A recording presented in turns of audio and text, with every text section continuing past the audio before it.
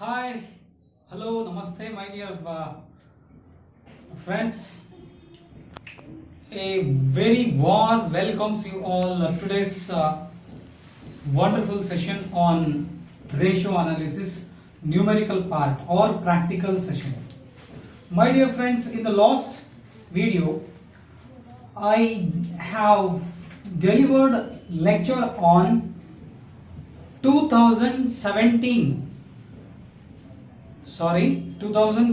question paper I am going to solve. In the last video I have delivered lecture on 2018 question paper for 15 marks. ಹಿಂದಿನ video ನಾನು 15 ಮಾರ್ಕ್ಸಿಗೆ solve ಮಾಡಿದ್ದೀನಿ. ಅದು 2018ನೇ question paper. Now our learning talk will continues on rest of the question papers which are appeared in previous year question papers of Vijayanagara Sri Krishna Devaraya University Bellary. ಈ Vijayanagara Shri Krishnadevaraya university Ballari ಏನಿದೆ question papers, ಆ question paper ನಲ್ಲಿ ಬಂದಿರತಕ್ಕಂತ question papers ಅನ್ನ solve ಮಾಡ್ತಾ ಬರ್ತಾರೆ. ಈಗ first solve ಮಾಡ್ತಾ ಬರ್ತಾರೆ. ಫಸ್ಟ್ 15 ಮಾರ್ಕ್ಸ್ ಇಂದ ಸಾಲ್ವ್ ಮಾಡಿ, ಆಮೇಲೆ 5 ಮಾರ್ಕ್ಸ್ ಇಂದ 2017 ಕ್ವಶನ್ ಪೇಪರ್ ಅಲ್ಲಿ ಬಂದಿರತಕ್ಕಂತ 15 ಮಾರ್ಕ್ಸ್ ಸಾಲ್ವ್ ಮಾಡಿ, ಇದೇ ಕ್ವಶನ್ ಪೇಪರ್ ಅಲ್ಲಿ 5 ಮಾರ್ಕ್ಸ್ ಬಂದಿರತಕ್ಕಂತ ಕ್ವಶನ್ ಅನ್ನು ನೆಕ್ಸ್ಟ್ ಸಾಲ್ವ್ ಮಾಡ್ತಾರೆ. ಈಗ 15 ಮಾರ್ಕ್ಸ್ ಕ್ವಶನ್ ಗೆ ಸಾಲ್ವ್ ಮಾಡೋದಕ್ಕಿಂತ ಮುಂಚೆ ನಾನು ಇಂದಿನ ಸೆಷನ್ಸ್ ಇದು ರೇಷಿಯೋ ಅನಾಲಿಸಿಸ್ ಮೇಲೆ ಮಾಡತಕ್ಕಂತ ವಿಡಿಯೋ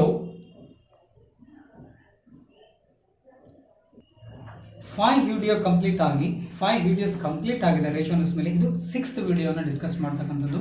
ಪ್ರತಿಯೊಂದು ವಿಡಿಯೋಗೆ 2 ಪಾಯಿಂಟ್ ಇದೆ. 2 ಪಾಯಿಂಟ್ ಅನಾಲಿಸಿಸ್. 2 ಪಾಯಿಂಟ್ ಅನಾಲಿಸಿಸ್ ಅಂದ್ರೆ ಒಂದಕ್ಕೊಂದು ಇಂಟರ್ ಲಿಂಕಿಂಗ್ ಇದೆ, ಒಂದಕ್ಕೊಂದು ಇಂಟರ್ ರಿಲೇಶನ್ಶಿಪ್ ಇದೆ. ಸೊ ಇಂದಿನ ವಿಡಿಯೋಸ್ ನೀವು ನೋಡ್ತಾ ಹೋದ್ರೆ ಇವತ್ತಿನ ಅಂದ್ರೆ ಈಗ ಹೇಳ್ತಕ್ಕಂಥ ಪ್ರೆಸೆಂಟೇಷನ್ ನಿಮಗೆ ಈಸಿಯಾಗಿ ಅರ್ಥ ಆಗುತ್ತೆ. ಒಂದಕ್ಕೊಂದು ಇಂಟರ್ ಲಿಂಕ್ ಇದೆ. ಸೊ ಹಾಗಾಗಿ ಪ್ರತಿಯೊಂದು ವಿಡಿಯೋನ ನೀವು ಇಷ್ಟಪಟ್ಟು ಲರ್ನ್ ಮಾಡಬೇಕು. ಜೊತೆಗೆ ಈ ಕಾನ್ಸೆಪ್ಟ್ ನಾನು ಪ್ರತಿ ಸತಿ ಹೇಳಿದ ಹಾಗೆ ಯಾಕೆ ಸರ್ ಪದೇ ಪದೇ ಹೇಳ್ತಾರೆ ಅಂತ ಹೇಳಿದ್ರೆ ಅಂತ ಅನ್ಕೋಬೇಡಿ. ಯಾಕೆ ಈ ಚಾಪ್ಟರ್ ನಿಮಗೆ ಬರೀ ಅಂಡರ್ ಗ್ರಾಜುಯೇಷನ್ಗೆ ಅಷ್ಟೇ ಇಂಪಾರ್ಟೆಂಟ್ ಅಲ್ಲ, ಇದು ಪೋಸ್ಟ್ ಗ್ರಾಜುಯೇಷನ್ ಕೂಡ ಹೆಲ್ಪ್ ಆಗುತ್ತೆ. ಮತ್ತೆ ಪ್ರೊಫೆಷನಲ್ ಕೋರ್ಸಸ್ ನೀವೇನಾದರೂ BCom ಆದಮೇಲೆ ಚಾರ್ಟರ್ಡ್ ಅಕೌಂಟೆಂಟ್ ಕೋರ್ಸ್ ಜಾಯ್ನ್ ಆದರೆ, ಕಂಪನಿ ಸೆಕ್ರೆಟರಿ ಕೋರ್ಸ್ಗೆ ಜಾಯ್ನ್ ಆದರೆ, ಅಥವಾ ಕಾಸ್ಟ್ ಅಕೌಂಟೆಂಟ್ ಕೋರ್ಸ್ ICW ಅಂತ ಏನೋ ಹಿಂದಿನ ದಿನಗಳಲ್ಲಿ ಕರಿತಾ ಇದ್ರೆ, ಈಗ CME ಏನಾಗಿದೆ, ಸೊ ಆ ಕೋರ್ಸ್ಗೆ ನೀವು ಜಾಯ್ನ್ ಆದರೆ ಮತ್ತೆ ಇದೇ ಟಾಪಿಕ್ ಅಲ್ಲಿ ಮತ್ತೆ ರಿಪೀಟ್ ಆಗೋ ಚಾನ್ಸ್ ಇದೆ. ಜೊತೆಗೆ ನೀವು MCom ಮತ್ತು MBA ಮಾಡಿದ್ರೆ, ಅಥವಾ BCom ಮತ್ತು MBA ಆದಮೇಲೆ ನೀವು ಕಾಮರ್ಸ್ ಬೇಸ್ಡ್ ರಿಕ್ರೂಟ್ಮೆಂಟ್ ಯಾವುದೋ ಜಾಬ್ಗೆ ಅಪ್ಲೈ ಮಾಡಿದ್ರೆ ಇದೇ ಕಾನ್ಸೆಪ್ಟ್ ಮೇಲೆ ಕ್ವಶನ್ಸ್ ಅರೈಸ್ ಆಗ್ತದೆ. ಜೊತೆಗೆ ಮತ್ತೆ ನೀವು ಈ KCET ನೆಟ್ ಎಕ್ಸಾಮಿನೇಷನ್ ಅಂತ ಬರುತ್ತೆ PG ಮುಗಿಸಿದ ಮೇಲೆ, ಅಂದರೆ MCom MBA ಮಾಡಿದಾದ್ಮೇಲೆ, ಸೊ ನಿಮಗೆ ಆ ಸಮಯದಲ್ಲಿ ಕೂಡ ಈ ಚಾಪ್ಟರ್ಸ್ ಬಹಳ ಹೆಲ್ಪ್ಫುಲ್ ಆಗುತ್ತೆ. So this presentation or this chapter is helps to in many ways to you people. ನಿಮಗೆ ಬಹಳಷ್ಟು ವೇನಲ್ಲಿ ನಿಮಗೆ ಬೇರೆ ಬೇರೆ ವೃತ್ತಿಯಲ್ಲಿ ನಿಮಗೆ ಹೆಲ್ಪ್ ಆಗೋ ಸಾಧ್ಯತೆ ಬಹಳ ಇರ್ತದೆ. ಸೊ ಈ ಪ್ರೆಸೆಂಟೇಷನ್ಗೆ ಹೋಗೋಕ್ಕಿಂತ ಮುಂಚೆ, so before this presentation I am Akki Maruti, assistant professor of commerce, SKNG government first grade college Gangavathi. My email ID akkimaruti@gmail.com. So ಪ್ರತಿಯೊಂದು ಕಾನ್ಸೆಪ್ಟು ಈ ಒಂದು ಹೇಳ್ತಕ್ಕಂಥದ್ದು ಇಂಟರ್ ಲಿಂಕ್ ಅಂತ ಏನು ಹೇಳಿದ್ನಲ್ಲ, ಅಂದರೆ ನಾವು 2 ಪಾಯಿಂಟ್ ಅನಾಲಿಸಿಸ್ನ ಇಂದಿನ ತರಗತಿಯಲ್ಲಿ ಕೂಡ ಡಿಸ್ಕಸ್ ಮಾಡಿದ್ದೆ. ಅಂದರೆ ನೆಟ್ ಪ್ರಾಫಿಟ್ ಮಾರ್ಜಿನ್ ಬೇಸ್ ಆಗಿಟ್ಕೊಂಡು, ಅಥವಾ ನೆಟ್ ಪ್ರಾಫಿಟ್ ಮಾರ್ಜಿನ್ ಅಂತ ಹೇಳ್ತೀವಿ, ಅಥವಾ ಆಪರೇಷನಲ್ ಎಫಿಷಿಯನ್ಸಿ ಅಂತ ಹೇಳ್ತೀವಿ. ಅದರ ಆಪರೇಷನಲ್ ಎಫಿಷಿಯನ್ಸಿ ಬೇಸ್ಡ್ ಮೇಲೆ ಅಸೆಟ್ ಟರ್ನ್ ಓವರ್ ರೇಷಿಯೋ ನಿಂತಿರುತ್ತೆ. ಅಸೆಟ್ ಟರ್ನ್ ಓವರ್ ರೇಷಿಯೋ ಅದು ನಿಂತ್ಕೊಂಡಾದ್ಮೇಲೆ ಅದ್ರ ಮೇಲೆ ನೆಕ್ಸ್ಟ್ ಫೈನಾನ್ಷಿಯಲ್ ಲೆವರೇಜ್ ನಿಂತ್ಕೊಂಡಿರುತ್ತೆ. ಒಂದಕ್ಕೊಂದು ಇಂಟರ್ ಲಿಂಕ್ ಇದೆ. ಸೊ ಹಾಗಾಗಿ ಪ್ರತಿಯೊಂದು ಕಾನ್ಸೆಪ್ಟು, ಒಂದೊಂದು ಹಿಂದೆ ಹೇಳಿರ್ತಕ್ಕಂಥ ಕಾನ್ಸೆಪ್ಟು, ಇವತ್ತು ಹೇಳ್ತಕ್ಕಂಥ ಕಾನ್ಸೆಪ್ಟು, ಪ್ರತಿಯೊಂದು ವಿಡಿಯೋ, ಇದು 6ನೇ ವಿಡಿಯೋ ನಾನು ಪ್ರೆಸೆಂಟ್ ಮಾಡ್ತಾ ಇದ್ದೀನಿ ರೇಷಿಯೋ ಅನಾಲಿಸಿಸ್ ಮೇಲೆ. ಇದು ಇನ್ನು ಉಳಿದಿರ್ತಕ್ಕಂಥ ಕ್ವಶನ್ ಪೇಪರ್ಸ್ ಏನಿದಾವಲ್ಲ ಅದ್ರ ಬಗ್ಗೆ ನಾನು ಹೇಳ್ತಾ ಇದ್ದೀನಿ. ಸೊ ಇದು 2017. ಇಂದಿನ 2 ಕ್ವಶನ್ ಪೇಪರ್ನ ಸಾಲ್ವ್ ಮಾಡಿದ್ದು 18 ಮತ್ತು 19, 5 ಮಾರ್ಕ್ಸು ಮತ್ತು 15 ಮಾರ್ಕ್ಸ್ ಸಾಲ್ವ್ ಮಾಡೀನಿ. ಈಗ 17ನೇ ಕ್ವಶನ್ 2017 ಕ್ವಶನ್ ಪೇಪರ್ 15 ಮಾರ್ಕ್ಸಿಂದ ಸಾಲ್ವ್ ಮಾಡಿದ್ಮೇಲೆ 5 ಮಾರ್ಕ್ಸಿಂದ ಮಾಡ್ತೀನಿ. Okay, the following look at the question. Question ಅನ್ನು ಅಬ್ಸರ್ವ್ ಮಾಡಿರಿ. Following are the financial statement of Bhaskar company limited, statement of profit and loss and statement of assets and liabilities. Here both financial statements are given, which are the statements prepared by Bhaskar company. Bhaskar company ಅವರು 2 statement ಅನ್ನು ಕೊಟ್ಟಿದ್ದಾರೆ, ಒಂದು profit and loss, ಇನ್ನೊಂದು statement of assets. ನೀವು ಗಮನಿಸಬೇಕಾಗಿದೆ ಇಷ್ಟೇ, ಎಕ್ಸಾಮ್ನಲ್ಲಿ ಕೂಡ this is the vertical format. ಮತ್ತು ಇದು ನಿಮ್ಮ ಕ್ವಶನ್ ಪೇಪರನ್ನು ಗಮನಿಸಿದಾಗ ಇದು ಆರಿಜಿನಲ್ ಫಾರ್ಮ್ಯಾಟಲ್ಲಿದೆ, ಹಳೆಯ ಫಾರ್ಮ್ಯಾಟ್ನಲ್ಲಿದೆ. ಸೊ ಹಾಗಾಗಿ ಇದು ಹೊಸ ಫಾರ್ಮ್ಯಾಟ್ನಲ್ಲಿ ಪ್ರೆಸೆಂಟ್ ಮಾಡಿದ್ದೀನಿ. ಈಗ ನೀವು ನೋಡಬೇಕಾಗಿರೋದು ಬರೀ ನೋಟ್ಸ್ ಅಷ್ಟೇ. Note number 1, revenue from operation. ಈ revenue from operation, this revenue from operation includes only sales or custom duty or sales return. Okay, we will see after the, below this statement of profit and loss and statement of assets and liabilities. Here some notes are given. So notes to profit and loss or statement of profit and loss. Note number 1, revenue from operation, sales only 3,60,000 rupees is given. Here no custom duty, excise duty and sales return. ಇಲ್ಲಿ custom duty ಇಲ್ಲ, excise duty ಇಲ್ಲ, sales return ಇಲ್ಲ. ಇದನ್ನೇ ನೀವೇನು ತಿಳ್ಕೋಬೇಕು, net revenue from operation, net revenue from operation ಅಥವಾ net sales ಅಂತ ಅನ್ಕೋಬೇಕು, net sales. Okay, deal. Next other incomes. Note number 2, 10,000 rupees. These the incomes have different incomes or only one income. We came to know only when looking forward to the notes to P&L account. ಈ incomes ನಲ್ಲಿ ಬರೀ 10,000 ರೂಪಾಯಿ ಒಂದೇ income ಇದೆನಾ ಅಥವಾ ಎರಡು income ಇದೆನಾ ಅಂದ್ರೆ note number 2, other income, profit on sale of fixed asset. Profit on sale of fixed asset is to be treated as non operating income. Non operating income, ಇದು ನಾನ್ ಆಪರೇಟಿಂಗ್ ಇನ್ಕಮ್ ಅಂತ treat ಮಾಡಬೇಕು. So ಇದು note number 2 finish ಆಯ್ತು. Okay, slow. Okay, this is total revenue 3,70,000. Next, expenses. Cost of material consumed. So here 2,30,000 is given. Here note number 1 is over, note number 2 is over, note number 3, cost of material consumed, note number 3. So note number 3, have a look. So here cost of material consumed, opening stock of raw material, closing stock of raw material, or opening stock 50,000, closing stock 30,000. So purchase of raw material or purchase of stock 2,10,000. 50,000 plus 2,10,000, 2,60,000 minus closing stock 2,30,000 is the raw material consumed. My dear friends, opening stock plus closing stock. Opening stock 50,000 plus closing stock 30,000. Total 80,000. 80,000 divided by 2 is average stock. This average stock helps to find stock turnover ratio. When question is asked to do stock turnover ratio, this average stock helps. ಈ average stock ಯಾಕೆ ಮಾಡ್ಕೊಂಡೆ ಅಂದರೆ ಕೆಳಗಡೆ question ಅಲ್ಲಿ stock turn over ratio ಕೇಳಿದ್ರೆ ಅವಾಗ ನಿಮಗೆ opening stock ಮತ್ತು ಕ್ಲೋಸಿಂಗ್ ಸ್ಟಾಕ್ ಮಾಡ್ಕೊಳ್ಬೇಕಾಗುತ್ತೆ. ಹಾಗಾಗಿ ಈಗಲೇ ಹೇಳಿದ್ದೀನಿ. ಓಕೆ, ಈ 40,000 ರೂಪಾಯಿ ಸ್ಟಾಕ್ ಟರ್ನ್ ಓವರ್ ರೇಷಿಯೋ ಮಾಡಬೇಕಾದ್ರೆ ಈ 40,000 ರೂಪಾಯಿ ಯಾವರೇಜ್ ಸ್ಟಾಕ್ ಅಂತ ಬರುತ್ತೆ, ಅವಾಗ ನಿಮಗೆ ಇದು 40,000 ರೂಪಾಯಿ ಹೆಲ್ಪ್ ಆಗುತ್ತೆ. ಈ ಪ್ರೆಸೆಂಟ್ ಅಂದರೆ ನೋಟ್ ನಂಬರ್ 3 ಸ್ವಲ್ಪ ಲೆಕ್ಕಕ್ಕೆ ಇಟ್ಕೋಬೇಕು. ನೆಕ್ಸ್ಟ್ ಇದಾದ ನಂತರ financing cost note number 4, rupees 4,000. Have a look of note number 4.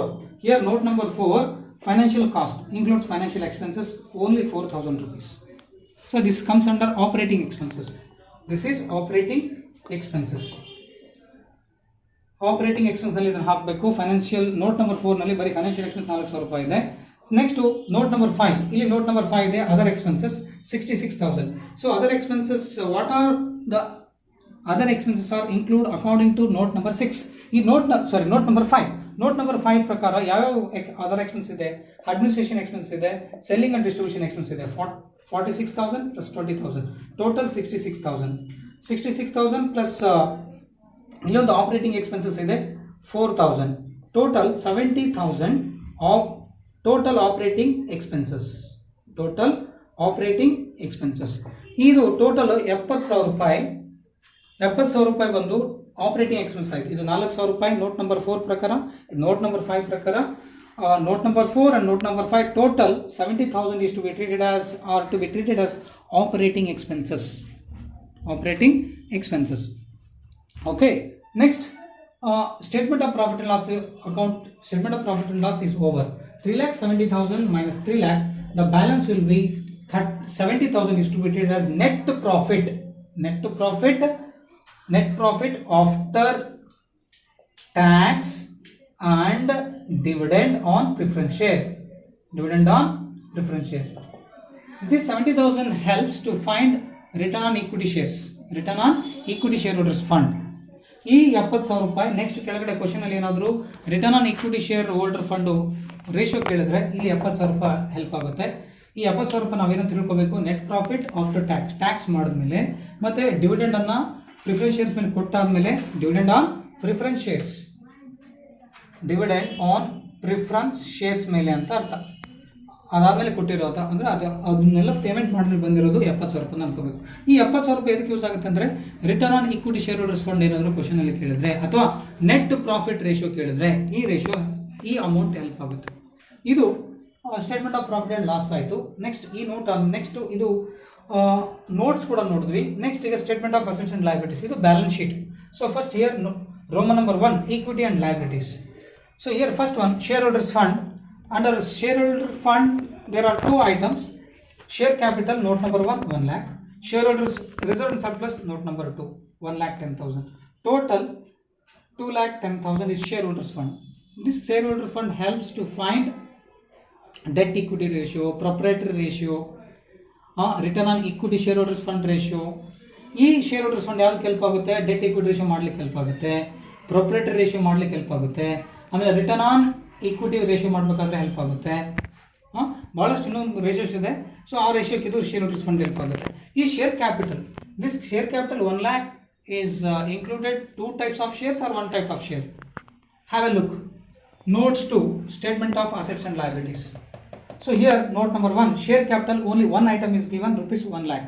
Here we assumed that rupees 1 lakh share capital is equity shares or ordinary share capital. ಈ 1 ಲಕ್ಷ ರೂಪಾಯಿ ನಾವು ಏನು ಅನ್ಕೋಬೇಕು? ಈಕ್ವಿಟಿ ಶೇರ್ ಕ್ಯಾಪಿಟಲ್ ಅಂತ ಅನ್ಕೋಬೇಕು.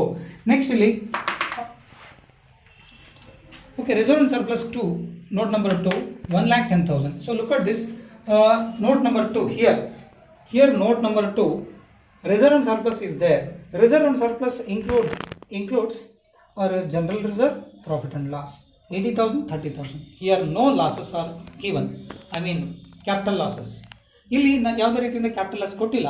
ಅಂದರೆ preliminary expenses, discount on shares, discount on issue of debentures ಮತ್ತು debit balance of profit and loss account ಏನಿಲ್ಲ. So 1,10,000 as it is general reserve ಮತ್ತು profit and loss account. Okay, these note number 1 and note number 2 consisted has shareholders fund. ಈ note number 1 ಮತ್ತು note number 2 ಎರಡನ್ನ ಸೇರಿಸಿದ್ರೆ ನಮಗೆ ಬರೋದು share holders fund, question ಅಲ್ಲಿ ಹೇಳಿದ ಹಾಗೆ. Next here current liabilities given. Under current liabilities note number 3, current liabilities under trade payables, note number 3. So 40,000 is given. Whether the trade payables according to note number 3, they have included only creditors or bills payable. Whether they have including both creditors and bills payable, have a look. ಅಂದರೆ ಈಗ note number 3 ಇಲ್ಲಿ ಬರೀ trade payables ಅಂತ ಹೇಳಿದ್ಕೊಳ್ಳೆ ಬರೀ creditors bills payable ಅಷ್ಟೇ ಇದೆನಾ ಅಂತ ನೋಡಿದ್ರೆ, ಇಲ್ಲಿ ನೋಟ್ ನಂಬರ್ 3 ನಾವು ಗಮನಿಸಿದಾಗ ಕ್ರೆಡಿಟರ್ಸು ಬಿಲ್ಸ್ ಪೇಬಲ್ ಇದೆ. So 40,000. So that is comes under current liabilities. This current liabilities helps to find some ratios like current ratio, quick ratio. ಈ ಕರೆಂಟ್ ಲಯಬಿಲಿಟೀಸ್ ನಮಗೆ ಎದಕ್ಕೆ ಹೆಲ್ಪ್ ಆಗುತ್ತೆ ಅಂತ ಹೇಳಿದ್ರೆ, ನಮಗೆ ಕರೆಂಟ್ ಲಯಬಿಲಿಟೀಸು ಕರೆಂಟ್ ರೇಷಿಯೋ ಮಾಡಲಿಕ್ಕೆ ಮತ್ತು ಕ್ವಿಕ್ ರೇಷಿಯೋ ಮಾಡಲಿಕ್ಕೆ ಈ ಕರೆಂಟ್ ಲಯಬಿಲಿಟೀಸ್ ನಮಗೆ ಹೆಲ್ಪ್ ಆಗುತ್ತೆ. ಇಷ್ಟು ನೆನ್ಪಿಟ್ಕೊಂಡ್ರೆ ಸಾಕು. ನೆಕ್ಸ್ಟು ಮೆಲ್ಲಕ್ಕೆ ಹಾಗೆ ಹೋದರೆ ಇದು equity, total equity and liabilities ಮುಗಿದೋಯ್ತು.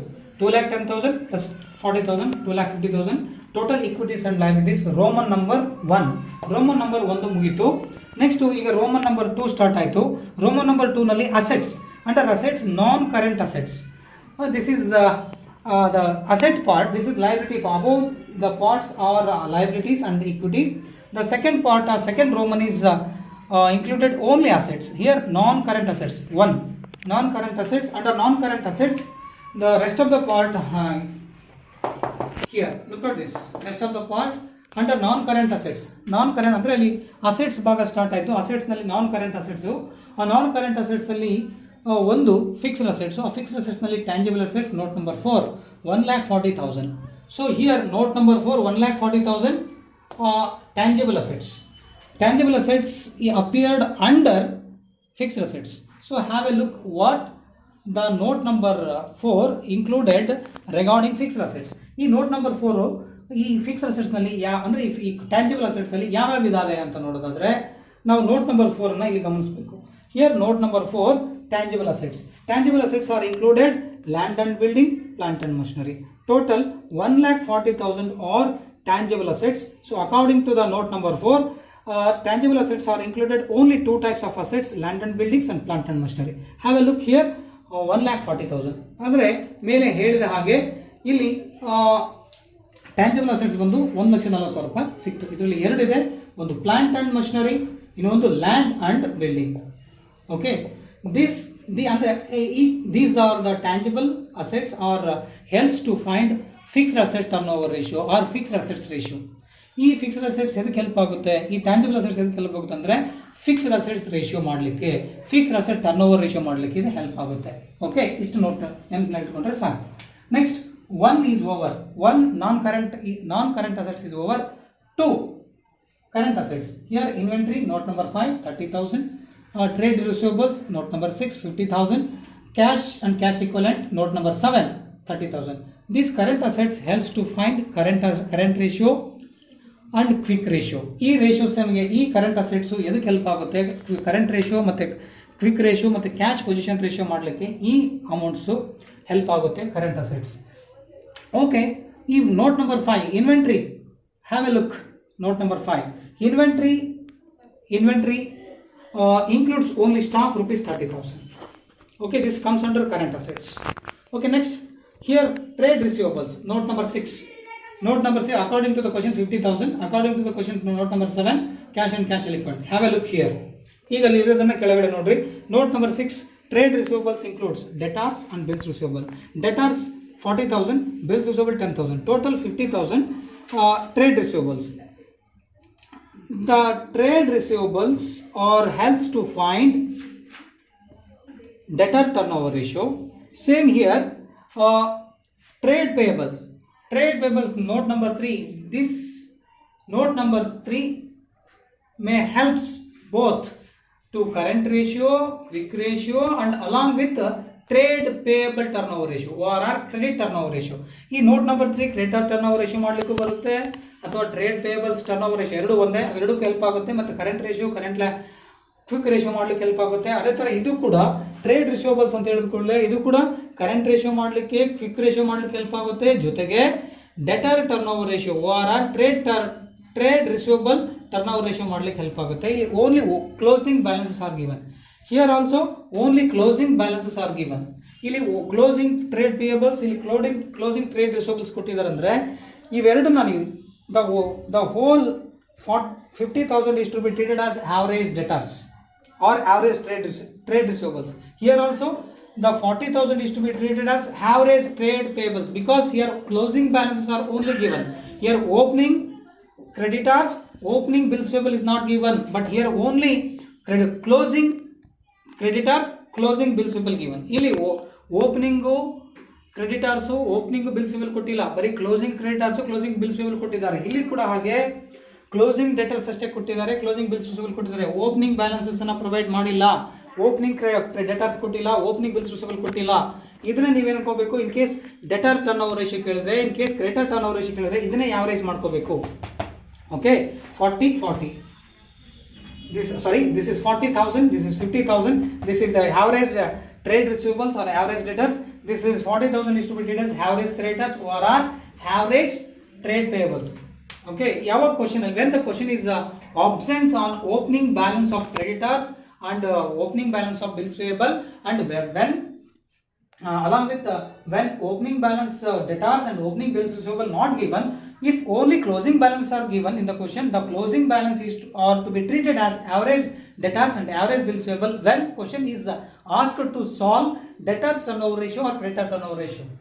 ಯಾವ ಕ್ವಶನ್ ಅಲ್ಲಿ ಕ್ರೆಡಿಟರ್ ಟರ್ನ್ ಓವರ್ ರೇಷಿಯೋ ಕೇಳಿದ್ರು, ಡೆಟರ್ ಟರ್ನ್ ಓವರ್ ರೇಷಿಯೋ ಕೇಳಿದ್ರು, ಕ್ವಶನ್ ಅಲ್ಲಿ ಕೇಳಿದ್ದಾರೆ ಕೆಳಗಡೆ ಅಂತ ಅನ್ಕೊಳ್ಳೋಣ. ಇದೆ ಇಲ್ಲಿ ಕೇಳಿದ್ದಾರೆ ಡೆಟರ್ ಟರ್ನ್ ಓವರ್ ರೇಷಿಯೋ ಕೇಳಿದ್ದಾರೆ, ಮತ್ತೆ ಓನ್ಲಿ ಒನ್ ಐಟಮ್ ಅಂದ್ರೆ ಡೆಟರ್ ಟರ್ನ್ ಓವರ್ ರೇಷಿಯೋ ಅಷ್ಟೇ ಕೇಳಿದ್ದಾರೆ, ಕ್ರೆಡಿಟರ್ ಟರ್ನ್ ಓವರ್ ರೇಷಿಯೋ ಕೇಳಿಲ್ಲ. ಓಕೆ, ಇದಕ್ಕೆ ನಾವು ಇದನ್ನ ಟೋಟಲ್ ಅನ್ನ ನಾವು ಏನ್ಕೋಬೇಕು, ಆವರೇಜ್ ಡೆಟರ್ಸ್ ಅಂತ ನೀವು ತಿಳ್ಕೋಬೇಕು ಅಷ್ಟೇ. ಮತ್ತೆ ಆವರೇಜ್ ಡೆಟರ್ಸ್ಗೆ ಫಾರ್ಮುಲಾ ಏನಿದೆ, average debtors or average debtors average debtors or average trade receivable is equal to opening debtor plus bills receivable plus closing debtor plus bills receivable. Here opening debtors and bills receivable not given. Here only closing debtors and bills receivable are only given. Here these items used to be treated as average. Do not make divided by 2 when closing balances are given. ಯಾವಾಗ question ನಲ್ಲಿ ಈ opening ಡೇಟರ್ಸ್ opening bills ಕೊಟ್ಟಿಲ್ಲ, ಬರೀ closing ಅಷ್ಟೇ ಕೊಟ್ಟಿದ್ದು ಅಂದ್ರೆ ಇವೆರಡನ್ನ ಕೂಡಿಸಿ ಅದನ್ನ ಆವರೇಜ್ ಮಾಡಬೇಕು, ಮತ್ತೆ ಡಿವೈಡ್ ಬೈ 2 ಮಾಡಬಾರ್ದು. 50,000 ಹಾಗೆ ತಗೋಬೇಕು. Okay, next cash and cash equivalent, note number 7. Here note number 7 have A last look. Cash and cash equivalent includes only cash at bank. This helps to find current ratio or quick ratio. ಈ cash and cash equivalent ಅಂತ ಹೇಳಿದ್ರೆ ಇದರಲ್ಲಿ only one item ಇದೆ. ಈ note number 7 ನಲ್ಲಿ ಅದು 30,000 ರೂಪಾಯಿ, ಇದು ಕ್ಯಾಶ್ ಅಟ್ ಬ್ಯಾಂಕು. ಈ ಕ್ಯಾಶ್ ಅಟ್ ಬ್ಯಾಂಕ್ ಅನ್ನೋದು ಬರೀ ಕರೆಂಟ್ ಅಸೆಟ್ಸ್ಗೆ ಬರುತ್ತೆ, ಕರೆಂಟ್ ರೇಷಿಯೋ ಮಾಡಲಿಕ್ಕೆ ಮತ್ತೆ ಕ್ವಿಕ್ ರೇಷಿಯೋ ಮಾಡಲಿಕ್ಕೆ ಮತ್ತೆ ಕ್ಯಾಶ್ ಪೊಸಿಷನ್ ರೇಷಿಯೋ ಅಥವಾ ಅಬ್ಸಲ್ಯೂಟ್ ಲಿಕ್ವಿಡ್ ರೇಷಿಯೋ ಮಾಡಲಿಕ್ಕೆ ಇದು ಹೆಲ್ಪ್ ಆಗುತ್ತೆ. ಇದಿಷ್ಟು ನೋಟ್ಸ್ ಆಯಿತು. ಸೊ ಇಲ್ಲಿ ನೋಡಿದ್ರೆ ಇದು ಕೂಡ ಟೋಟಲ್ ಅಸೆಟ್ಸ್ 2,50,000 ಬಂತು. ಇಲ್ಲಿ ಟೋಟಲ್ ಇಕ್ವಿಟಿ ಅಂಡ್ ಲಯಬಿಲಿಟೀಸ್ ಕೂಡ 2,50,000. both assets and liabilities are equal. Here 2,50,000 total equity and liabilities. Here note Roman number 2 also 2,50,000. Both sides tally. I mean balance sheet must be tally. This is the question. So what are the ratios are asked to solve in this question? Look at this. Here calculate gross profit ratio, net profit ratio. Take down the question. ಈ question ಅನ್ನು ಬರಿತಾ ಹೋಗಿ ಹೇಳ್ತಾ ಇರಬೇಕಾದ್ರೆ gross profit ratio ಕಂಡುಹಿಡಿ ಅಂತ ಹೇಳಿದ್ದಾರೆ, net profit ratio ಕಂಡುಹಿಡಿ ಅಂತ ಹೇಳಿದ್ದಾರೆ, ಆಪರೇಟಿಂಗ್ ಕಾಸ್ಟ್ ರೇಷಿಯೋ ಕಂಡುಹಿಡಿದು ಹೇಳಿದ್ದಾರೆ, stock turn over ratio, debtor turn over ratio, return on investment ratio ಕಂಡುಹಿಡಿಯಕ್ಕೆ ಹೇಳಿದ್ದಾರೆ, ಕರೆಂಟ್ ರೇಷಿಯೋ ಕಂಡುಹಿಡಿಯಕ್ಕೆ ಹೇಳಿದ್ದಾರೆ, fixed assets turn over ratio ಕಂಡುಹಿಡಿಯಕ್ಕೆ ಹೇಳಿದ್ದಾರೆ, return on shareholders fund ಕೇಳಿದ್ದಾರೆ. ಸೊ ಇಷ್ಟು ರೇಷಿಯೋಸ್ ಅನ್ನು ನಾವು ಮಾಡಲೇಬೇಕಾಗುತ್ತೆ. This is 15 marks question. Return on investment ratio, return on investment or return on capital employed. ಈ ರಿಟರ್ನ್ ಆನ್ ಇನ್ವೆಸ್ಟ್ಮೆಂಟ್ ರೇಷಿಯೋ ಇನ್ನೊಂದು ಹೆಸರು ಏನಿದೆ?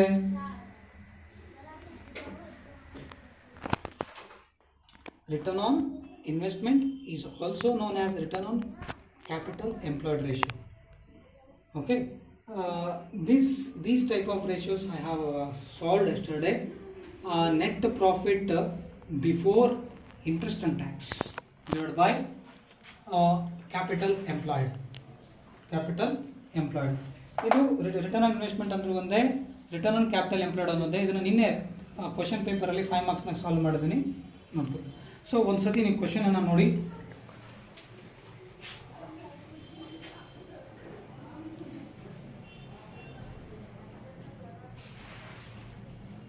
This is the question up to here. The whole question, this is the statement of profit and loss, is balance sheet.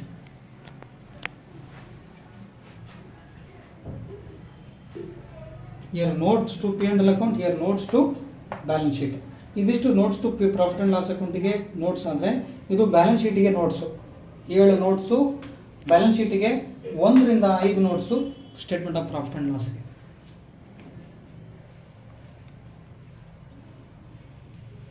Okay, this is question. Then I will present or I will solve this question. ಈ ಕ್ವಶನ್ಗೆ ನಾನು solve ಮಾಡ್ತೀನಿ. Question ಬರ್ಕೊಂಡು ಆದ್ಮೇಲೆ ಈಗ solution ಅನ್ನು ನೋಡಬೇಕು. 9 ratios arise ಆಗಿದೆ. ಸೊ ಫಸ್ಟ್ ರೇಷಿಯೋ ಬಂದು gross profit ratio. Here gross profit ratio is equal to formula gross profit divided by net revenue from operation, NRFO, or net sales. Revenue from net revenue from operation ಅನ್ನೋ ಒಂದೇ, net sales ಅಂದ್ರೂ ಒಂದೇ. So ಇಲ್ಲಿ gross profit ನಮಗೆ ಗೊತ್ತಿಲ್ಲ, we don't know the gross profit. So that's why now the time to ascertain gross profit, because without gross profit we are unable to find gross profit ratio. That's why we need to know gross profit. Gross profit is equal to sales minus cost of goods sold or cost of revenue from operation. So here cost of goods sold or cost of revenue from operation we don't know. So here cost of goods sold is equal to opening stock, net purchases plus direct expenses minus closing stock. This concept I have explained it in the previous last video number 4. Video number 4 ಅಲ್ಲಿ ನಾನು explain ಮಾಡಿದ್ದೀನಿ. ಜೊತೆಗೆ I have explained also video number 5. Video number 5 ನಲ್ಲಿ ಕೂಡ ಇದನ್ನ explain ಮಾಡಿದ್ದೀನಿ, ನೀವು ನೋಡ್ಕೊಳ್ರಿ ಇದೇ ಫಾರ್ಮುಲನ. Here opening stock 50,000, net purchase 2,10,000 plus direct expenses is nil. No, here direct expenses not given, but closing stock is given. You can go back and see note number I think note number 3. You go back and watch or observe the question. Note number 3, you can find cost of material purchase, opening stock, net purchase and closing stock. ಇವು 3 item ಅನ್ನ note number 3 ನಲ್ಲಿ question ಅಲ್ಲಿ ಕೊಟ್ಟಿದ್ದಾರೆ. Notes to P&L account ನಲ್ಲಿ, notes to P&L account ಕೆಳಗಡೆ ಈ ಮೂರನೇ note ನೋಡಿದಾಗ ನಿಮಗೆ ಓಪನಿಂಗ್ ಸ್ಟಾಕ್ ಸಿಗುತ್ತೆ, ಕ್ಲೋಸಿಂಗ್ ಸ್ಟಾಕ್ ಸಿಗುತ್ತೆ, ನೆಟ್ ಪರ್ಚೇಸ್ ಸಿಗುತ್ತೆ. ಹಾಗಾಗಿ ಇಲ್ಲಿ ಡೈರೆಕ್ಟ್ ಎಕ್ಸ್ಪೆನ್ಸಸ್ ಇಲ್ಲ, ನಿಲ್ ಹಾಕಿದ್ದೀನಿ. 50,000 plus 2,10,000, 2,60,000 minus 30,000, 2,30,000 cost of goods sold. Cost of goods sold 2,50,000. So here gross profit is equal to sales 3,60,000 minus cost of goods sold 2,30,000. Sales, note number 1, notes to P&L account. Go back and observe the question. Notes to P&L account. Note to go. In notes to P&L account, there was a note number 1 regarding revenue from operation. Revenue from operation nothing but sales. ನೀವು question ಅಲ್ಲಿ notes to P&L account ಹೋಗಿ ನೋಡಿದ್ರೆ ಅಲ್ಲಿ 3,60,000 rupees note number 1 ಅಲ್ಲಿ ಇದೆ. ಆ note number 1 ಅಲ್ಲಿ ಇರ್ತಕ್ಕಂಥ ಸೇಲ್ಸ್ 3,60,000. ಈ ಸೇಲ್ಸ್ ಅಲ್ಲಿ cost of goods sold, sales ಅಂದ್ರೆ ಒಂದೇ, ನೆಟ್ ರೆವೆನ್ಯೂ ಫ್ರಮ್ ಆಪರೇಷನ್ ಅಂದ್ರೆ ಒಂದೇ. So 3,60,000 minus 2,30,000, 1,30,000 is gross profit. So here according to the formula, gross profit ratio is equal to gross profit divided by net revenue from operation means sales. Net revenue from operation means sales. Here 3,60,000, note number 1. Note number 1, notes to P&L account. Go back and watch the question or observe the question. So here gross profit 1,30,000 divided by 3,60,000 into 100, 36.11 is the gross profit ratio. Next, second ratio, net profit ratio. Net profit ratio is equal to net profit divided by N or FO means net sales, or net revenue from operation. Net sales into 100. Net profit is given in the statement of profit and loss. Last item, bottom item was net profit. Last adರಲ್ಲಿ last item statement of P&L account ಅಲ್ಲಿ net profit ಅಂತ ಈಸಿಯಾಗಿ ಕೊಟ್ಟಿದ್ದಾರೆ. So 70,000 net profit divided by sales or net sales or net revenue from operation 3,60,000. 70,000 divided by 3,60,000 into 100, 19.44 is net profit ratio. Third ratio is operating cost ratio. So operating cost ratio formula, operating cost divided by net revenue from operation or net sales into 100. So here operating cost are not given in the question, is not given in the question. So we have to ascertain operating cost. So operating cost is equal to cost of goods sold. Here 3,60,000 cost of goods sold plus operating expenses. But operating expenses, total expenses we don't know, but operating expenses are given in note number 5 and note number 5. Note number 5 administration expenses. Note number 5 same selling expenses, but note number 4 financial expenses is there. Note number 4 and note number 5. Go back and watch the question or observe the question. You can find under note number 5 other expenses, note number 4 financial expenses in notes to P&L account. Under notes to P&L account, notes to P&L account ನಲ್ಲಿ ಹೋಗಿ ನೀವು ನೋಡಿದ್ರೆ ಅಲ್ಲಿ note number 4 ನಲ್ಲಿ financial expenses ಇದೆ. Note number 5 ನಲ್ಲಿ other expenses ಏನಿದೆ ಅದರಲ್ಲಿ ಸೆಲ್ಲಿಂಗ್ ಎಕ್ಸ್ಪೆನ್ಸ್ ಇದೆ. ನೋಟ್ ನಂಬರ್ 5 ಅದರ್ ಎಕ್ಸ್ಪೆನ್ಸ್ ನಲ್ಲಿ ಕೆಳಗಡೆ ಅಡ್ಮಿನಿಸ್ಟ್ರೇಷನ್ ಎಕ್ಸ್ಪೆನ್ಸ್ ಇದೆ. ಸೊ ಹಾಗಾಗಿ 46,000, 20,000, 4,000, total 70,000. 70,000 is operating expenses. So according to the formula, operating cost of goods sold 2,30,000 plus operating expenses 70,000. 70,000 is operating expenses, cost of goods sold here. So total will be 3 lakh. 2,70,000 plus 70, 2,30,000 plus 70,000. 3 lakh is the operating cost. So according to the formula, operating cost ratio is equal to operating cost 3 lakh divided by net revenue from operation or net sales 3,60,000 according to note number 1 below the notes to P&L account. So 3 lakh divided by 3,60,000 into 100, 83.33 is the operating cost ratio. My dear friends, fourth ratio according to the question, stock turnover ratio. Stock turnover ratio is equal to cost of goods sold divided by average stock. So this is the formula. ಇಲ್ಲಿ ನಮಗೆ ಮೂರು ಗೊತ್ತಾಯ್ತು. ಇಲ್ಲಿ notes ನೋಡಿದ್ವಿ. ಈ 46,000 20,000 4,000 ತಗೊಂಡ್ವಿ. ನಮಗೆ 70,000 ಸಿಕ್ತು. ಸೊ ಈ 70,000 ಸಿಕ್ಕಿದ ಕೂಡಲೇ ಈ 2,30,000 ಕಾಸ್ಟ್ ಆಫ್ ಗುಡ್ಸ್ ಸೋಲ್ಸ್ ಇದೆ.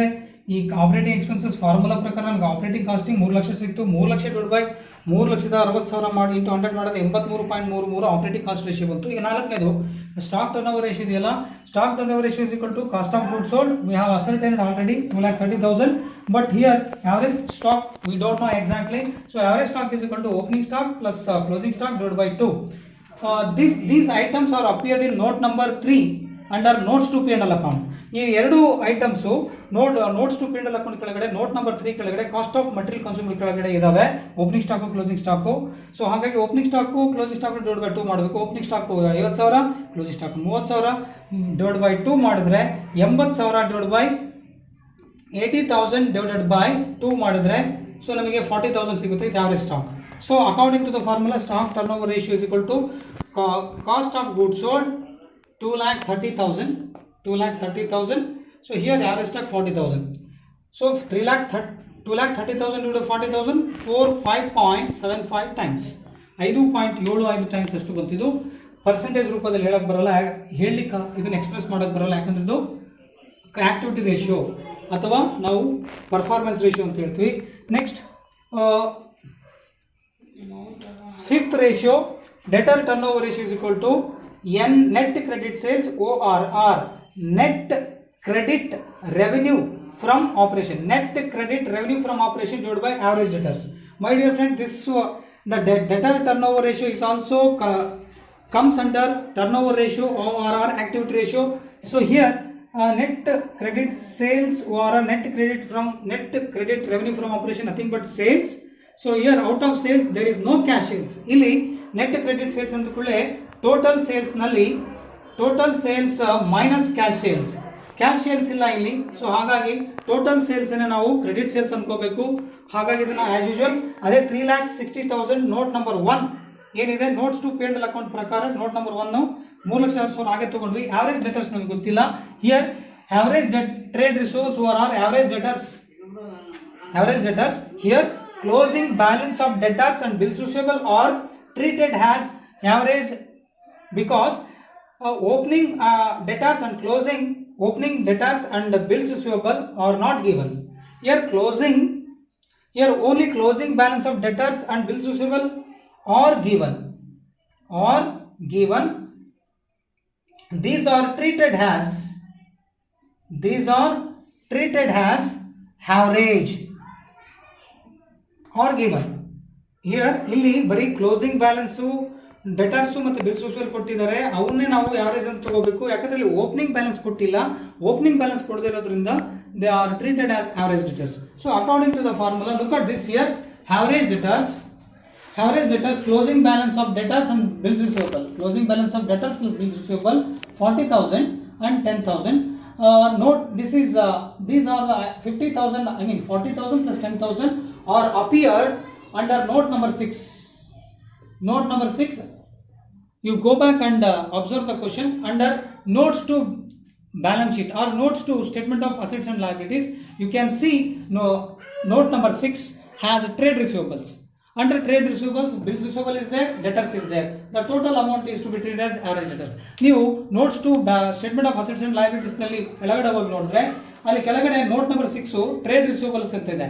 ಆ ಟ್ರೇಡ್ ರಿಸೀವಬಲ್ಸ್ ಅಲ್ಲಿ ಬರೀ ಡೆಟರ್ಸ್ ಬಿಲ್ಸ್ ರಿಸೀವಬಲ್ ಅಷ್ಟೇ ಕೊಟ್ಟಿದ್ದಾರೆ. ಇದನ್ನ ಕ್ವಶನ್ ಎಕ್ಸ್ಪ್ಲೇನ್ ಮಾಡಬೇಕಾದ್ರೂ ಕೂಡ ಹೇಳಿದ್ದೀನಿ. ಸೊ ಇದು 50,000 ರೂಪಾಯಿ ಆವರೇಜ್ ಡೆಟರ್ಸ್ ಅಂತ ತಿಳ್ಕೋಬೇಕು.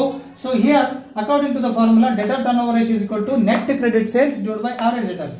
Average debtors 50,000, net credit sales nothing but sales. Here cash sales are not given.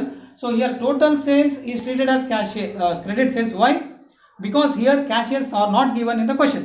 Question ಅಲ್ಲಿ creditors cash sales ಕೊಟ್ಟಿಲ್ಲ, ಅದಕ್ಕೋಸ್ಕರ total sales ಅನ್ನು credit sales ಅಂತ ತಗೊಂಡಿದ್ದೀವಿ. 3,60,000 into 50,000 ಮಾಡಿದ್ರೆ 7.2 times ಇದು debtor turnover ratio ಆಯಿತು. ಈ sixth ratio return on investment ORR, return on capital employed ROCE. Return on capital employed is equal to EBIT ORR operating profit. I mean earning before interest and tax ORR net profit before interest and tax. Net profit before interest and tax ಅಂದ್ರೂ ಒಂದೇ, earning before interest tax ಅಂದ್ರೂ ಒಂದೇ, operating profit ಅಂದ್ರೂ ಒಂದೇ, divide by capital employed into 100. Here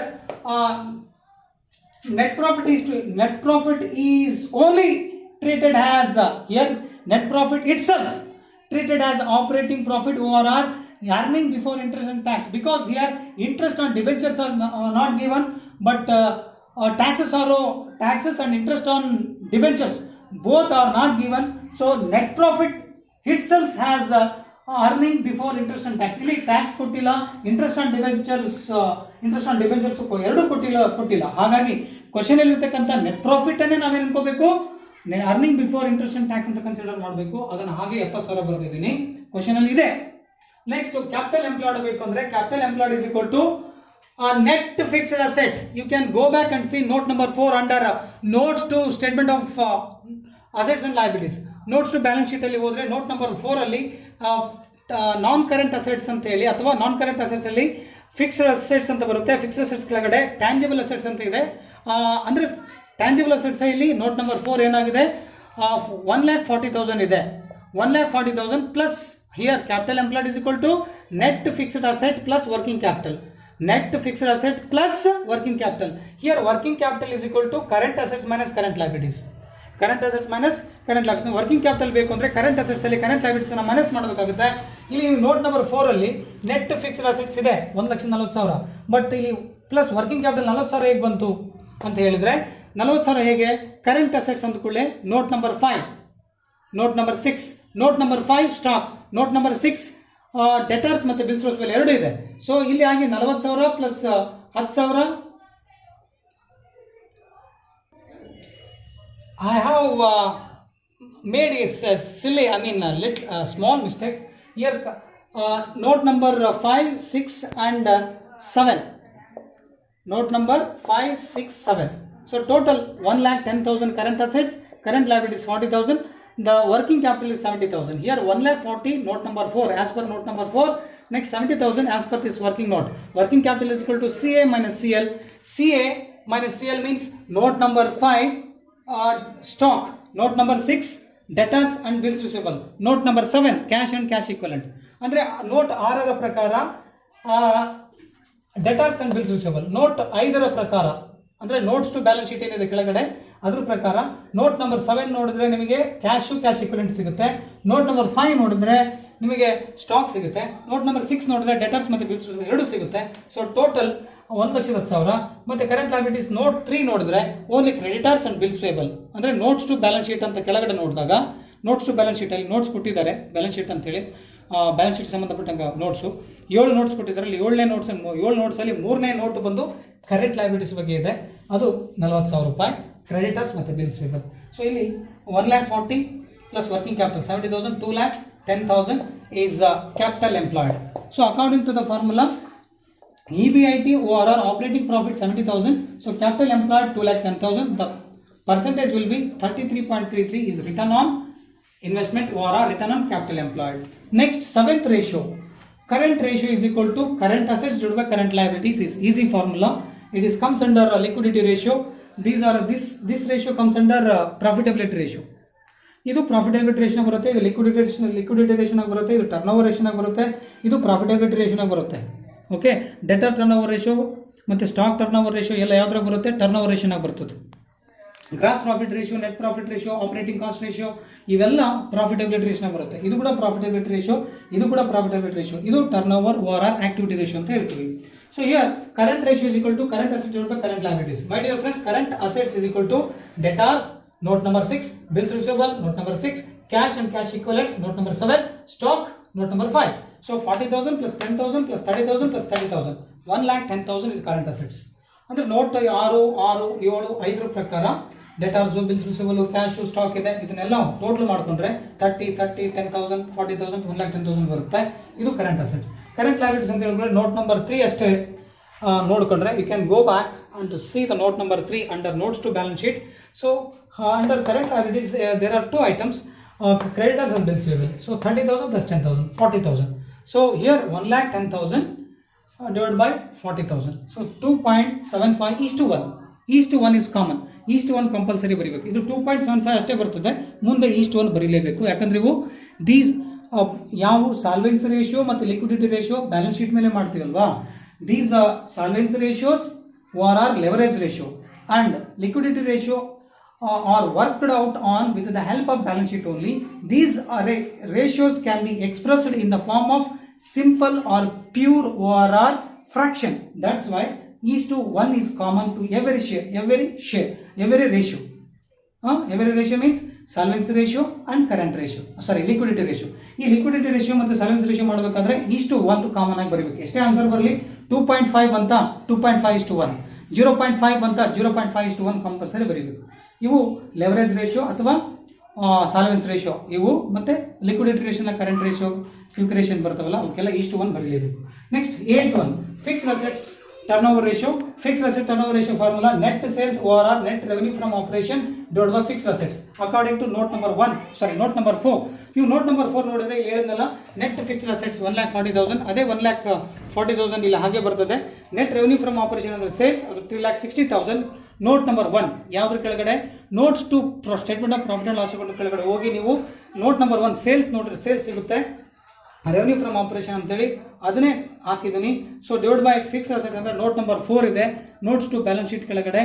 so according to the note number 4 under notes to balance sheet, net tangible assets was rupees 1,40,000. So according to the notes to P&L account under note number 1, revenue from operation 3,60,000 divided by 1,40,000, 2.75 times. Why? Because it is times. Because why the fixed turnover ratio call it has a 2.5 times? Because this comes under turnover ratio or activity ratio. Debtor turnover ratio is a times. Okay, these are comes under turnover ratio. Stock turnover ratio is there. It is call it has times ORR rates. My dear friend, last one, return on equity shareholders fund. This is the last ratio. This ratio is the final ratio according to the question. This question is the last ratio. Formula: return on equity shareholders fund is equal to net profit after tax and dividend. Here tax not given, dividend also not given. So here net profit itself, net profit after tax and dividend. ಇಲ್ಲಿ net tax ಕೊಟ್ಟಿಲ್ಲ, dividend ಕೊಟ್ಟಿಲ್ಲ, ಇಲ್ಲಿ ಕೊಟ್ಟಿರ್ತಕ್ಕ net profit after tax after dividend ಅಂತ ಅನ್ಕೋಬೇಕು. So ಹಾಗಾಗಿ ಅದೇ 70,000 as it is 70,000. But shareholders fund is equal to share capital as per note number 1, reserve and surplus as per note number 2. Here deferred expenses is not given. So that's why share capital amount was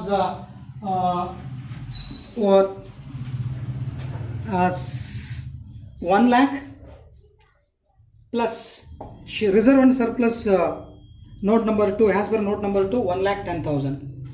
So 1 lakh plus 1,10,000, 2,10,000. But here deferred expenses like preliminary expenses, ORR, formation expenses, discount on share, discount on debentures are not given. So nil. So 2,10,000 is to be treated as shareholders fund. ಅಂದ್ರೆ share capital note number 1, reserve and surplus note number 2 ಪ್ರಕಾರ 1 ಲಕ್ಷ ರೂಪಾಯಿ share capital, reserve and surplus 1,10,000. ನೀವು notes to balance sheet ಅನ್ನು ಹೋಗಿ ನೋಡಿದಾಗ ಅಲ್ಲಿ notes to balance sheet ಕೆಳಗಡೆ note number 2 ನಲ್ಲಿ ಈ 1,10,000 ರೂಪಾಯಿ ಇದೆ, ನೋಟ್ ನಂಬರ್ 1 ನಲ್ಲಿ 1 ಲಕ್ಷ ಇದೆ. ಡೆಫರ್ಡ್ ಎಕ್ಸ್ಪೆನ್ಸಸ್ ಯಾವಿಲ್ಲ, ಕ್ಯಾಪಿಟಲ್ ಲಾಸಸ್ ಯಾವೂ ಇಲ್ಲ. ಅದೇ 2,10,000 ಅನ್ನ ನಾವು ಶೇರ್ ಹೋಲ್ಡರ್ಸ್ ಫಂಡ್ ಅಂತ ಹೇಳ್ತೀವಿ according to this one. So here 70,000 divided by 2,10,000 into 100, 33.33 is the return on capital, return on equity shareholders fund. These up to 15 marks. Have a whole look. This is left side, first ratio, gross profit ratio, second one net profit ratio, operating cost ratio, next stock turnover ratio. It should be call it as times. ಯಾಕಂದ್ರೆ times ಅಂತ ಕರಿಬೇಕು. Debtors turnover symbol times ರೂಪದಲ್ಲಿ ಹೇಳಬೇಕು, ಇವನ್ನೆಲ್ಲ percentage ರೂಪದಲ್ಲಿ ಹೇಳಬೇಕು. ಯಾಕಂದ್ರೆ ಅವು ಪ್ರಾಫಿಟಬಿಲಿಟಿ ರೇಷಿಯೋ, ಇವು ಟರ್ನ್ಓವರ್ ರೇಷಿಯೋ ಬರ್ತವೆ. ನೆಕ್ಸ್ಟ್ ಸೊ ಇದು ಕೂಡ ಡೆಟರ್ ಟರ್ನ್ಓವರ್ ರೇಷಿಯೋ ಟೈಮ್ಸ್ ರೂಪದಲ್ಲಿ ಹೇಳಬೇಕು. Return on investment profitability ratio ಆಗಿರೋದ್ರಿಂದ ಪರ್ಸೆಂಟೇಜ್ ರೂಪದಲ್ಲಿ ಇರಬೇಕು. ಕರೆಂಟ್ ರೇಷಿಯೋ ಲಿಕ್ವಿಡಿಟಿ ರೇಷಿಯೋ ಆಗಿರೋದ್ರಿಂದ ಅದನ್ನ ಫ್ರಾಕ್ಷನ್ ಅಥವಾ ಪ್ರಪೋರ್ಷನ್ ಅಥವಾ ಸಿಂಪಲ್ ಅಥವಾ ಪ್ಯೂರ್ ರೇಷಿಯೋದಲ್ಲಿ ಹೇಳಬೇಕು. ನೆಕ್ಸ್ಟ್ ಫಿಕ್ಸ್ಡ್ ಟರ್ನ್ಓವರ್ ರೇಷಿಯೋ ಆಗಿರೋದ್ರಿಂದ ಇದನ್ನ ಟೈಮ್ಸ್ ರೂಪದಲ್ಲಿ ಹೇಳಬೇಕು. Last one return equity shareholders fund profitability ratio ಆಗಿರೋದ್ರಿಂದ this ratio should be expressed in percentage. ಇದಿಷ್ಟು ಪರ್ಸೆಂಟೇಜ್ ರೂಪದ, ಇದಿಷ್ಟು 15 ಮಾರ್ಕ್ಸ್ಗೆ I hope all of you understood this presentation. ನಿಮಗೆಲ್ಲ ಅಂದ್ಕೊಂಡಿದ್ದೀನಿ ಪ್ರೆಸೆಂಟೇಷನ್ ಸ್ವಲ್ಪ ಸ್ಪೀಡಾಗಿ ಕೂಡ ಹೇಳಿದ್ದೀನಿ, because my okay I have short time, ಇನ್ನು ಭಾಳ ಶಾರ್ಟ್ ಪೀರಿಯಡ್ ಇದೆ ಎಕ್ಸಾಮಿಗೆ. ಸೊ ಹಾಗಾಗಿ ಸ್ಪೀಡಪ್ ಆಯಿತು. ನಿಮಗೆ ಪ್ರೆಸೆಂಟೇಷನ್ ಅರ್ಥ ಆಗಿದೆ ಅಂತ ಅಂದ್ಕೊಂಡಿದ್ದೀನಿ. Thank you for your kind attention. ಈ ಪ್ರೆಸೆಂಟೇಷನ್ ಇಷ್ಟ ಆದರೆ ಕಾಮೆಂಟ್ ಮಾಡಿ. ಯಾರು ಇನ್ನೂ ಯೂಟ್ಯೂಬ್ ಚಾನಲ್ ಶೇರ್ ಮಾಡಿದವರಿಗೆ ಅವರಿಗೆ ಈ ವಿಡಿಯೋ ಪ್ರೆಸೆಂಟೇಷನನ್ನು ಅವರಿಗೆ ಕೂಡ ಕಳಿಸ್ಕೊಡಿ ನೋಡಲಿಕ್ಕೆ, ಎಕ್ಸಾಮಿನೇಷನ್ ಪಾಯಿಂಟ್ ಆಫ್ ವ್ಯೂಯಿಂದ ಕಲೀಲಿಕ್ಕೆ. Okay, good bye and good bye.